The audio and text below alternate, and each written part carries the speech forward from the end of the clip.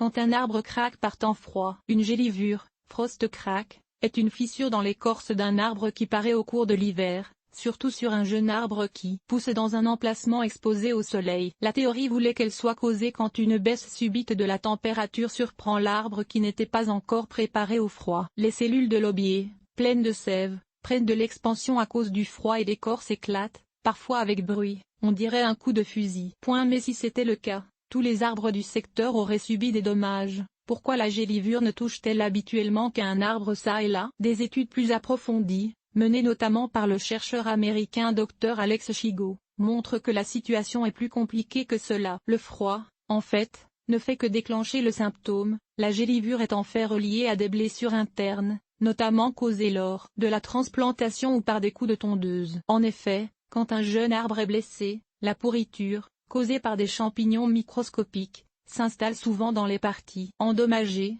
pourriture qui peut, par la suite, monter plus loin dans le tronc, l'affaiblissant et provoquant un filet de bois pourri à l'intérieur, invisible de l'extérieur. La nouvelle théorie, donc, est que la gélivure a lieu quand le bois pourri à l'intérieur du tronc, plein d'eau, prend de l'expansion par temps froid, faisant pression sur l'écorce, qui alors se fissure subitement. Pour cette raison, les traitements généralement recommandés pour prévenir les gélivures, soit d'emballer le tronc d'un tissu blanc ou pâle pendant l'hiver, ne sont pas très efficaces. Mieux vaut bien choisir un arbre en santé et le planter en faisant très attention de ne pas endommager ses racines ou son tronc, que ce soit pendant la transplantation ou après. Notamment, l'utilisation d'un paillis autour des arbres fraîchement plantés s'est montrée très efficace comme prévention, car il n'est pas nécessaire de tondre près du tronc et la tonte cause beaucoup de dommages aux arbres. Voire vos outils peuvent être les pires ennemis des jeunes arbres. Il n'y a rien à faire pour traiter une gélivure, une fois qu'elle est là, elle est là pour longtemps. Il ne faut surtout pas essayer de stériliser la blessure ou d'appliquer une peinture ou pâte d'émondage,